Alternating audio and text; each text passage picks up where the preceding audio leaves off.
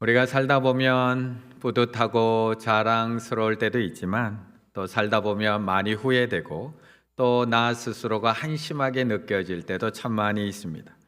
정말 열심히 공부하고 준비했는데 원하는 학교에 떨어졌을 때, 뭐 하나 부모님이 만족할 만한 것을 해내지 못했을 때, 그런데 아직 내가 뭘 원하는지조차도 발견하지 못할 때, 우리는 혼잣말로 중얼거리게 됩니다. 도대체 어디서부터 잘못된 걸까? 또 누군가 사랑하는 사람과 오랜 교제 끝에 결국 그 관계가 깨어지고 헤어졌을 때 우리는 늘 또 그 관계를 뒤돌아보며 후회를 합니다. 도대체 어디서부터 잘못된 걸까? 20대 때 우울증 진단을 받은 한 엄마가 있었습니다. 전형적인 회피형 불안정 애착을 가지고 있었던 엄마. 어른이 되었지만 자신이 원하는 게 무엇인지도 몰랐고 자신의 감정과 생각을 자신 있게 이야기하지도 못했습니다. 사람들과 어울리면서 그럭저럭 사회생활은 했지만 끊임없는 노력이 필요했습니다. 사람들을 많이 만나는 날 저녁에는 언제나 어깨가 돌덩이처럼 딱딱해졌고 하루 종일 웃었던 그 입꼬리는 부들부들 떨리기도 했습니다. 누군가를 좋아하기는 해도 그 마음을 마음껏 표현하지도 못했는데 또 내가 그 마음을 상대에게 표현하면 상대가 그 사실을 알면 나를 떠날 것 같아서 두렵기만 했습니다. 그래서 그녀는 도대체 어디서부터 잘못된 걸까? 도대체 어디서부터 내가 잘못된 걸까? 원인을 찾기 시작을 합니다. 이제 자신도 결혼을 하고 부모가 되고 아이를 기르면서 이 문제를 계속해서 피해갈 수만은 없다고 생각을 했습니다. 그리고 이 문제와 마주합니다. 다시 우울증이라는 늪에 빠지고 싶지 않아서 무엇보다도 나의 아이만큼은 잘 키우고 싶어서 이 감정의 문제를 해결하고 가기로 마음을 먹습니다. 그리고 어린 시절 부모와 관계된 이야기들을 다 글로 써내려가기 시작을 합니다. 도대체 어디서부터 잘못된 걸까? 우리 가족은 어디서부터 잘못된 걸까? 어떻게 이 책의 저자는 그 원인과 문제를 찾아냈을까요? 그렇게 해서 매일매일 써내려가던 이야기를 책으로 묶었는데 그 책 마지막에 그 후반부 쪽에는 이렇게 이야기해 놨습니다. 이제 더 이상 글이 써지지 않는다. 계속 써내려가다 보니까 미워하려고 해보아도 더 이상 미워지지가 않는다. 아무리 미워하려고 애를 써보아도 끝내 우리 부모님을 이해하게 된다. 엄마는 춤바람이 나고 아빠가 술이 잔뜩 취해서 술병을 던지던 기억을 떠올려 본다. 아빠 때문에 내 어린 시절은 유리조각 파편이 가득 박혀버렸다는 생각이 들다가도 이제는 끝내 이런 생각이 따라온다. 외롭고 힘들게 자란 아빠는 얼마나 불안했을까? 엄마마저 나를 떠나버리면 어떨까? 얼마나 무서웠을까? 그래서 그러지 않았을까? 이처럼 어떤 문제를 해결하기 위해서는 그 문제를 무조건 피해서는 안 됩니다. 때로는 그 문제를 직시하고 그 문제의 원인이 무엇인지를 찾아서 그 문제를 해결하는 것도 너무나 중요한 방법입니다. 그래서 많은 상담사나 심리치료사들이 그런 내담자에게 그런 감사 노트를 써보든지 아니면 일기를 써보도록 권유하는 이유도 바로 여기에 있습니다. 그런데 오늘 저는 이 질문을 살짝 한번 바꿔보려고 합니다. 도대체 어디서부터 잘못된 걸까? 라는 이 질문을 그럼 어디서부터 다시 시작해 볼까? 라는 질문으로 한번 바꿔보려고 합니다. 같은 말이기도 하지만 과거의 잘못된 부분을 찾는 것에서 끝나는 것이 아니라 그것을 넘어서 어디서부터 우리가 다시 한번 일어서서 시작할 것인가에 대한 말씀을 한번 나누어 보도록 하겠습니다. 3절의 말씀을 함께 읽겠습니다. 3절입니다. 사무엘이 이스라엘 온 족속에게 말하여 이르되 만일 너희가 전심으로 여호와께 돌아오려거든 이방 신들과 아스다롯을 너희 중에서 제거하고 너희 마음을 여호와께로 향하여 그만을 섬기라. 그리하면 너희를 블레셋 사람의 손에서 건져내시리라. 아멘.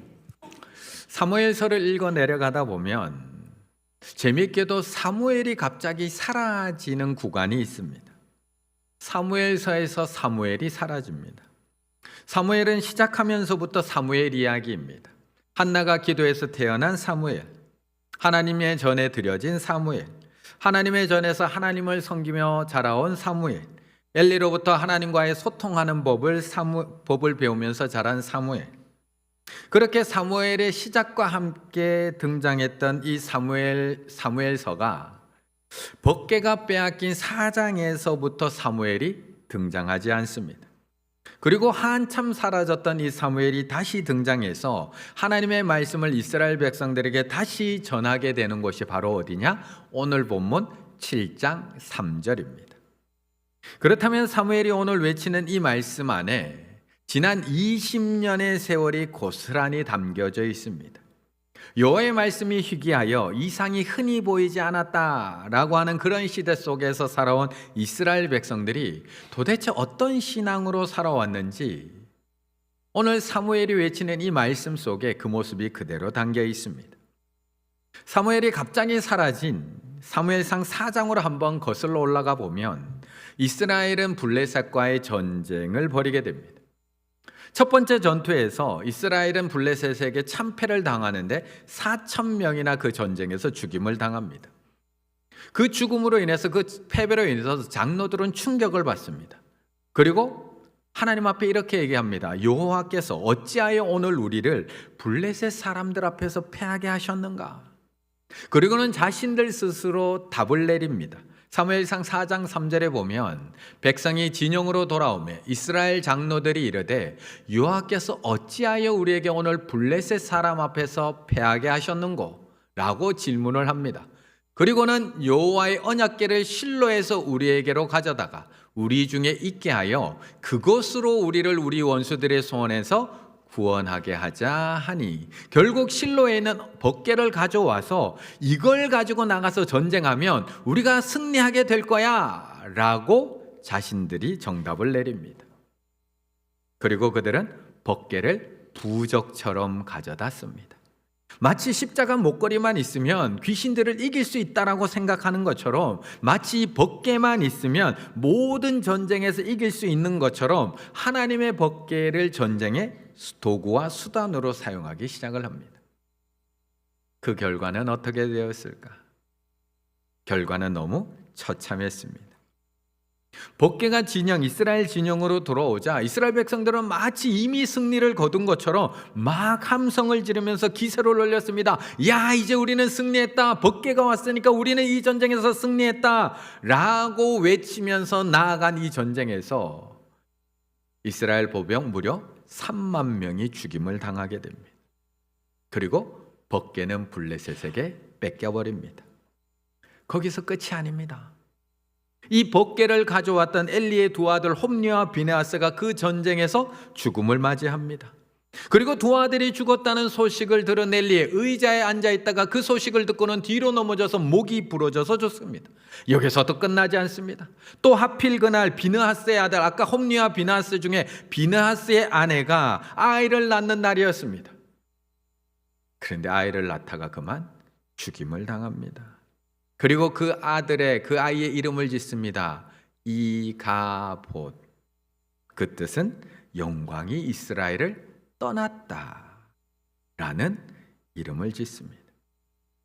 이 당시 이스라엘의 영적 상태가 어떤지를 적나라하게 보여주는 전쟁과 장면입니다. 그렇다면 이렇게 해서 빼앗긴 법궤, 블레셋에게 빼앗긴 법궤는 어떻게 되었을까? 사실 사무엘상 4장, 5장, 6장은 모두가 다 이 법궤 이야기입니다. 법궤 이야기. 4장은 이스라엘 백성들이 하나님의 법궤를 부적처럼 사용한 이야기, 그 블레셋에게 법궤를 빼앗긴 이야기, 블레셋이 그 법궤를 보관하고 있다가 결국에는 이스라엘로 되돌려준 이야기가 4장, 5장, 6장으로 이어진 법궤 이야기들입니다. 블레셋은 이스라엘로부터 빼앗아온 이 법궤를 자신들이 섬기고 있는 다곤 신전에다가 이 법궤를 갖다가 보관을 합니다. 그런데 다곤 신전에 가져다 놓은 그 다음 날 아침 일찍 그 신전에 들어갔더니 아니 그렇게 우뚝 서 있던 다곤 신상이 그 법궤 앞에 엎드려져 있는 겁니다.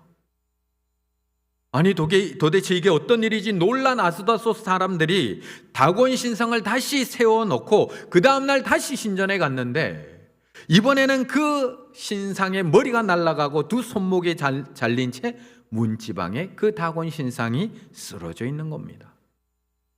얼마나 두려웠을까요? 블레셋 사람들. 너무나 두려웠던 블레셋 사람들은 더 이상 이 법궤를 아스돗에다가 둘 수가 없었습니다. 결국에는 아스돗에 있는 이 법궤를 다른 도시로 옮기기로 결정을 하고 가드라는 도시로 옮깁니다. 그런데 옮긴 그곳에서도 이상한 일이 벌어지기 시작을 합니다. 법궤가 가드에 가자 갑자기 그곳에 있는 사람들이 아프기 시작을 합니다. 어른부터 시작해서 아이에 이르기까지 독한 종기, 독종에 걸리기 시작을 합니다. 결국 그곳에도 법궤를 둘 수 없었던 블레셋 사람들은 또다시 그 법궤로 옮깁니다. 마치 폭탄 돌리기를 하듯이 아스돗, 가드, 다음에는 에그론이라는 도시로 이 법궤를 옮깁니다. 하지만 그곳으로 옮기자 또 그곳에 독종이 퍼져나가기 시작을 합니다. 수많은 사람들이 막 쓰러져서 죽어가기 시작을 합니다. 결국 7개월 만에 블레셋 사람들은 이 법궤를 이스라엘로 돌려보내기로 결정합니다. 그리고는 돌려보내는 방법으로 이제 갓 새끼 낳은 암소 2마리에다가 수레를 만들어서 채웁니다. 그리고 그 수레에다가 이 법궤를 싣습니다. 이제 암소로 해서 이스라엘로 이 법궤를 보내야 되는데 얼마 전에 새끼를 낳은 암소들이니 새끼가 얼마나 보고 싶을까요? 이 새끼들은 자신의 집에 있습니다. 그리고 암소 2마리에게 법궤를 뒤에 실어서 이스라엘로 보냅니다. 이 암소 2마리 자신의 집으로 갈까요? 아니면 이스라엘로 갈까요?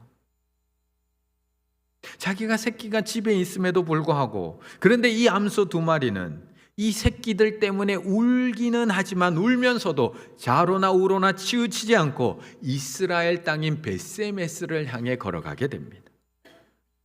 이것을 보고 블레셋 사람들은 이렇게 고백하게 되는 겁니다. 아, 이 모든 재앙이 하나님께서 하신 거구나 라고 고백하게 됩니다.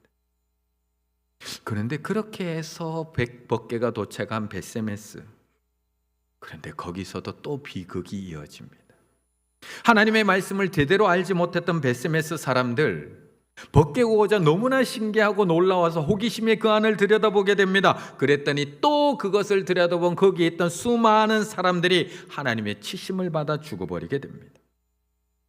그러니 벳세메스 사람들도 얼마나 두려울까요? 결국 이 벳세메스 사람들도 이 법궤를 기럇 예아림이라는 곳에 또 옮깁니다. 기럇 예아림 저 깊은 산 속에 있는 아비나답의 집에다가 이 법궤를 옮겨버리고 그의 아들 엘리아사를 이 법궤를 지키는 사람으로 지정을 합니다. 그렇게 그 법궤가 그 산속 아비나답의 집에 있은 지가 무려 몇 년일까요? 몇 년요? 20년이 흘렀다는 겁니다. 20년. 그리고 오늘 본문이 시작되는 겁니다. 그리고 7장 3절, 20년의 세월, 그렇게 산속에 법궤가 처박혀 있었는지 20년의 세월이 흐른 후에 오늘 7장 3절에서 사무엘이 등장을 합니다. 그렇다면 지금 이스라엘 백성들의 영적 상태는 어떨까요? 안 그래도 여호와의 말씀이 희귀하고 잘 들리지 않았던 시대에 살았던 이스라엘 백성들인데 이제는 법궤마저도 그 깊은 산속 아비나답의 집에 20년이나 방치되어 있었고 하나님의 말씀은 끊어진 상태에서 살아왔으며 또한 블레셋에게 짓밟히며 살아왔던 이 이스라엘 백성들의 신앙 상태는 지금 어떤 상태일까? 이가봇, 하나님의 영광은 이미 떠났고 말씀을 가르쳐주던 사무엘도 없었고 어떻게 해야 될지 몰라고 살아가고 있었던 이스라엘의 믿음의 상태, 어떤 상태에 있을까요?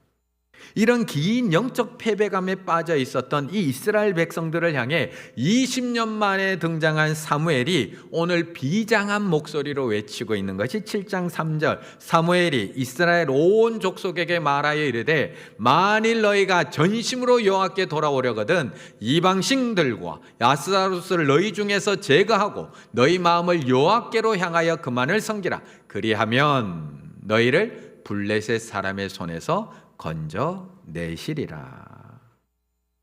사무엘이 외치는 겁니다. 20년 만에.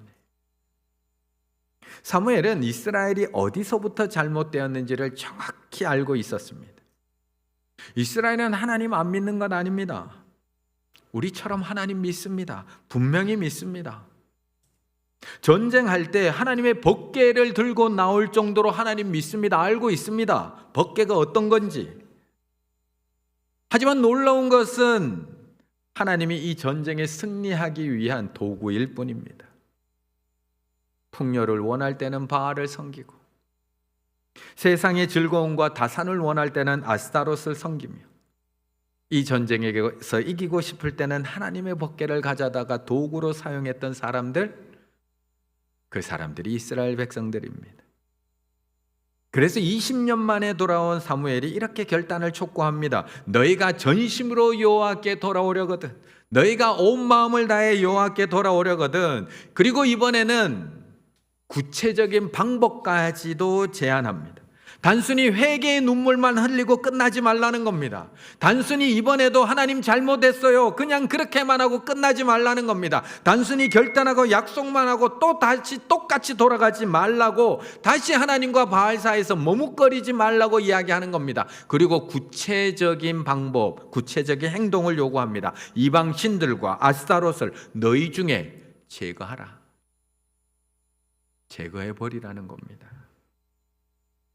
필요할 때는 하나님 섬기다가, 다른 거 필요하면 또 다른 신 섬기다가, 또 세상 신 섬기다가 그거 하지 말고 그거 제거하라는 겁니다. 그러자 4절, 정말 이스라엘 백성들이 전심으로 하나님 앞에 돌아가기를 시작을 합니다. 4절, 이에 이스라엘 자손이 바알들과 아스타롯을 제거하고 여호와만 섬기니라. 이렇게 돌아가는 겁니다. 이 모습을 본 사무엘, 전심으로 여호와께 돌아오는 모습을 본 사무엘, 과연 어떻게 했을까? 10절의 말씀 같이 읽습니다. 10절입니다. 사무엘이 번제를 드릴 때에 블레셋 사람이 이스라엘과 싸우려고 가까이 오매 그날에 여호와께서 블레셋 사람에게 큰 우레를 발하여 그들을 어지럽게 하시니 그들이 이스라엘 앞에서 패한지라. 아멘. 자, 20년 만의 결단입니다.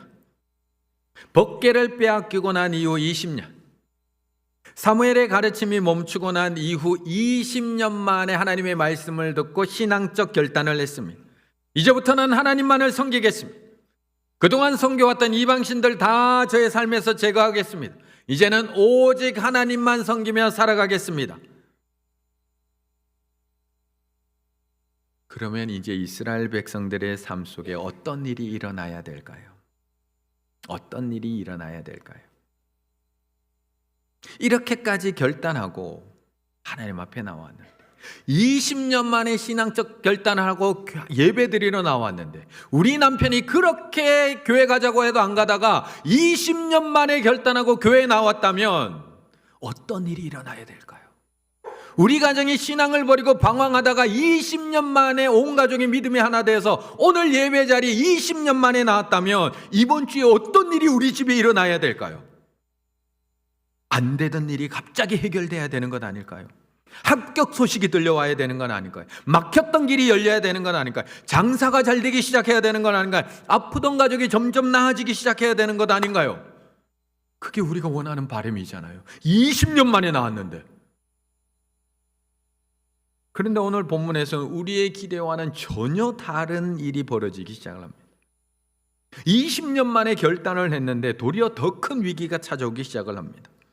오직 하나님만을 섬기기로 결단을 하고 미스바에 모인 이스라엘 백성들에게 블레셋 군대가 쳐들어옵니다. 미스바라는 그 높은 구릉지대에 한 곳에 모인 이스라엘 백성들을 한 방에 죽일 수 있는 기회라는 것을 안 이 블레셋 군대들이 이스라엘 백성들을 죽이러 쳐들어 올라오고 있는 겁니다. 어쩌면 우리의 삶 속에도 자주 일어나는 현상입니다. 아니, 기도를 다시 시작하려고만 하면 왜 그렇게 바쁜 일이 자꾸만 생기는지 모르겠습니다. 아니, 이번 주부터는 정말 예배에 나가기로 그렇게 약속하고 결단하고 나면 왜 그렇게 자꾸 몸이 그렇게 아프고 힘든지 모르겠습니다. 올해부터는 봉사하기로 했던 분들 계시잖아요. 왜 못하셨어요? 올해부터 봉사하기로만 하면 왜 그렇게 어려운 일이 자꾸 생기는지, 올해 양육과정 좀 내가 올해는 꼭 참여해서 신앙적 성장 좀 가지려고 하면 왜 그렇게 부모님 댁에 일이 생기고 아이들한테 일이 생기는지, 시간이 없어요. 시간이. 내가 마음을 먹었는데 올해도 아닌가 보다. 그런데 이번에는 이스라엘이 달라졌습니다. 제대로 결단했습니다. 블레셋 군대가 달려온다는 소식에도 그들은 돌아서지 않습니다. 포기하지 않습니다. 도망가지 않습니다. 사무엘을 원망하지 않습니다. 당신 때문에 우리들 다 죽게 되었잖아, 원망하지도 않습니다. 그들은 이 문제를 가지고 사무엘에게 달려갑니다. 그리고 사무엘에게 이렇게 요청합니다. 8절, 이스라엘 자손이 사무엘에게 이르되 당신은 우리를 위하여 우리 하나님 여호와께, 당신의 하나님 여호와 말고 우리 하나님 여호와께 쉬지 말고 부르짖어 우리를 블레셋 사람들의 손에서 구원하시게 하소서 하니, 우리 하나님 여호와께 부르짖어 쉬지 말고 기도해 달라고 요청하고 있는 겁니다. 하나님께 돌아서자마자 위기가 찾아왔지만 이제 흔들리지 않고 있는 겁니다. 오직 하나님만 섬기기로 결단한 그 결단 그대로 그 결단을 지켜나가고 있는 모습을 보여주고 있는 겁니다. 결단했다고 전화 왔잖아요. 결단했다고. 이번에는 꼭 할 거라고 신청 전화 왔어요. 네. 그러자 사무엘이 젖 먹는 어린 양 한 마리를 가져다가 헌신과 순종을 다짐하며 하나님 앞에 온전한 번제를 드립니다. 그리고 이스라엘을 위하여 여호와께 부르짖습니다. 그러자 10절, 놀라운 일이 벌어집니다. 사무엘이 번제를 드릴 때에 블레셋 사람이 이스라엘과 싸우려고 가까이 오매 그날에 여호와께서 블레셋 사람에게 큰 우레를 발하여 그들을 어지럽게 하시니 그들이 이스라엘 앞에 패한지라. 이스라엘이 싸운 게 아닙니다. 이스라엘이 한 것은 온전한 결단뿐입니다. 다른 신들을 제거해 버리고 오직 하나님만을 섬기고 결단하고 이 위기의 상황 앞에서도 그 결단이 흔들리지 않고 지켜낸 것밖에 없습니다. 그들이 나가 싸운 것이 아닙니다.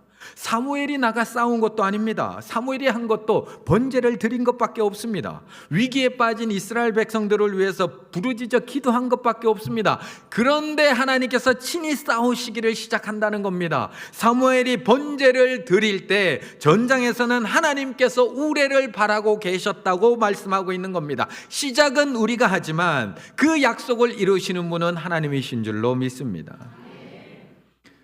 사무엘은 이 놀라운 승리가 있은 후에 돌 하나를 가져다가 세우고 거기다가 이름을 붙입니다. 우리가 너무나 잘 아는 이름 에베네셀, 도움의 돌이라는 이름을 붙이고 이렇게 고백합니다. 여기까지 여호와께서 우리를 도우셨다. 여기까지 우리를 도우셨다. 여기까지. 도대체 여기가 어딜까요? 승리의 자리 여기가 어딜까요? 하나님이 도우신 여기가 어딜까요? 우리 성도님들은 여기가 어딘지 아시겠나요? 이 에베네셀의 돌, 도움의 돌을 세운 이 자리 20년 전에 이스라엘과 블레셋의 전투를 벌였던 그 본문으로 돌아가 보면 금방 알 수가 있습니다. 4장 1절에 보면 이렇게 말씀합니다. 사무엘의 말이 온 이스라엘에 전파되니라. 이스라엘은 나가서 블레셋 사람들과 싸우려고 어디에 진쳤다고요? 에벤에셀 곁에 진치고 블레셋 사람들은 아벡에 진쳤더니, 결국 이스라엘이 블레셋과 싸워서 그 대패를 했던 그 장소가 어디라고요? 에벤에셀. 그런데 여기까지 여호와께서 우리를 도우셨다고 고백하고 있는 겁니다. 지금 사무엘은 여기까지 우리를 도우신 그 하나님의 이 도움의 돌을 세우면서 패배와 수치의 상징이었던 이 에베네셀이라는 이름을 갖다가 붙이고 있는 겁니다. 패배와 죽음과 수치의 이름을 승리와 도움과 성공의 이름으로 완전히 회복시키셨다는 것을 보여주고 있는 겁니다. 20년 전에 잘못된 신앙으로 패배했던 그 자리를 바른 신앙으로 승리하는 자리로 회복시키셨다는 것을 보여주고 있는 겁니다. 하나님을 몰랐던 자리에서 하나님을 경험하는 자리로 회복시켜 주시고, 수치의 자리에서 영광의 자리로, 부끄러운 자리에서 감사의 자리로 변화시켜 주고 계시다는 것을 우리에게 보여주고 있는 겁니다. 이렇게 하나님의 회복은 다시 시작되고 있습니다.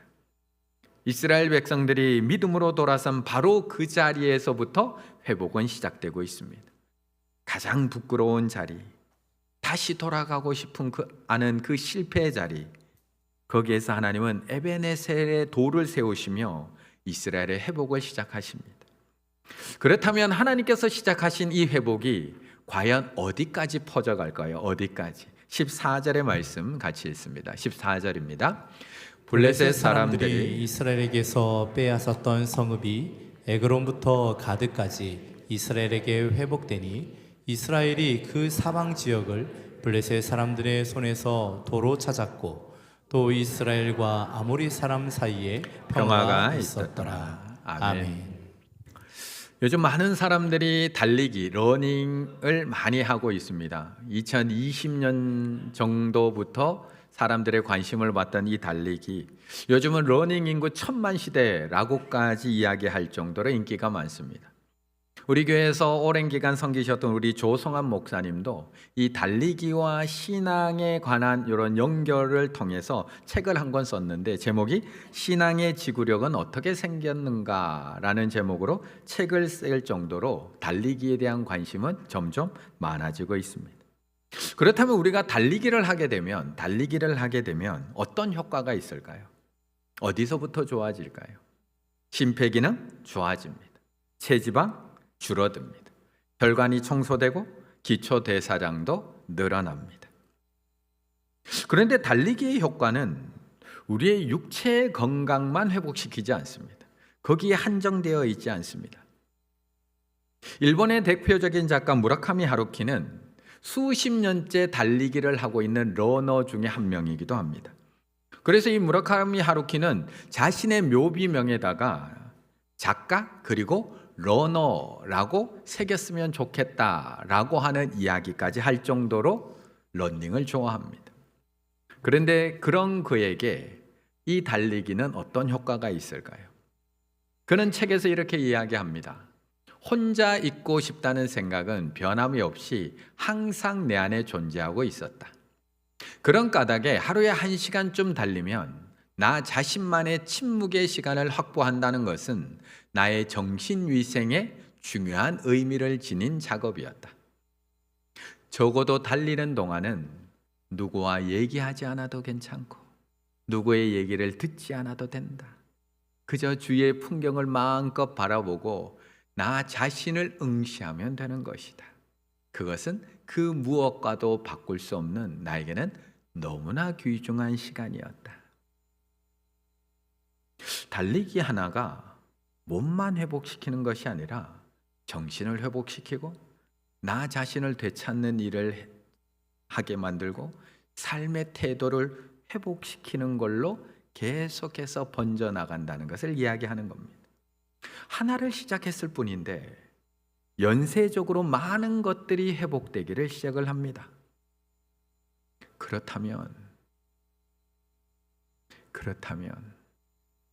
하나님과의 관계가 회복이 시작이 된다면 이어서 어떤 놀라운 회복들이 이어지게 될까요? 달리기와 비교할 수 있을까요? 달리기와 14절에 이렇게 얘기하는 겁니다.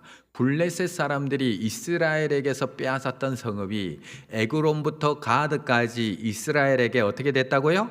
회복되니 이스라엘이 그 사방 지역을 블레셋 사람의 손에서 어떻게 했다고요? 도로 찾았고 또 이스라엘과 아모리 사람 사이에 평화가 있었더라. 하나님과의 관계가 회복되기 시작을 하자 회복이 한 곳에서 그곳에서 멈추지 않고 계속해서 번져나가고 있는 것을 우리에게 보여줍니다. 먼저 군사적으로 회복이 되기 시작을 합니다. 블레셋은 다시는 이스라엘 경내에 들어오지 못합니다. 그리고 영토가 회복이 됩니다. 에그론부터 가드까지 빼앗겼던 성읍들이 다 회복이 됩니다. 이어서 관계도 회복되기 시작을 합니다. 오랫동안 블레셋을 등에 업고 이스라엘을 괴롭혔던 왔던 그 아모리 족속과 관계가 회복이 되면서 평화가 찾아왔다라고 말씀하고 있는 겁니다. 하나님과의 관계 회복이 삶의 전 영역을 어떻게 바꿔놓는지를 보여주고 있는 겁니다. 우리는 종종 신앙과 삶을 분리해서 생각할 때가 참 많습니다. 예배 회복을 단순히 신앙의 회복 정도라고 생각하며 살아갑니다. 그리고 삶의 회복은 따로 고민을 합니다. 내가 나의 삶이 회복되려면 다시 하루를 잘 계획하고 미라클 모닝하고 매일 런닝하고 하루하루를 열심히 살아야지 내 삶이 회복될 거라고 우리는 생각합니다. 하지만 오늘 본문을 보고 있으면 알 수 있는 것처럼 모든 것은 다 연결이 되어 있습니다. 이스라엘의 패배가 하나님과의 관계가 깨어진 곳에서부터 시작되었다는 것을 우리는 보고 있고요. 이스라엘의 회복이 하나님과의 관계가 회복되는 것으로부터 시작되고 있다는 것을 우리는 보고 있는 겁니다. 요한복음 4장에는 예수님께서 사마리아 땅에 있는 우물가에서 물 길러 나온 우물가에 있는 그 여인을 만난 장면이 나옵니다. 그 여인은 삶이 다 무너져 있었습니다. 내 삶도 무너져 있었고 가정이 무너져 있었습니다. 5명의 남편이 있었고 지금 함께 살고 있었던 이 남자도 남편이 아닙니다. 누군가를 다시 만나게 되면 내 삶을 어떻게든 다시 시작할 수 있고 회복될 수 있을 것이라고 생각했지만 결국 실패한 채 또 그렇게 무너진 삶을 살아가고 있었던 여인. 거기다가 모든 인간관계, 삶의 관계가 다 깨어져 있었습니다. 아니, 일상의 관계조차도 무너져 내린 여인. 그래서 아무도 없는 그 정오 난 뜨거운 12시에 물들어 나온 그 여인. 왜요? 아무도 안 만나고 싶거든요. 관계가 다 깨어져 있거든요. 그런데 삶의 모든 것이 무너져 있는 그녀에게 예수님은 이렇게 말씀을 합니다. 요한복음 4장 23절 24절 아버지께 참되게 예배하는 자들은 영과 진리로 예배할 때가 오나니 곧 이때라. 아버지께서는 자기에게 이렇게 예배하는 자들을 찾으시느니라. 하나님은 영이시니 예배하는 자가 영과 진리로 예배할지니라.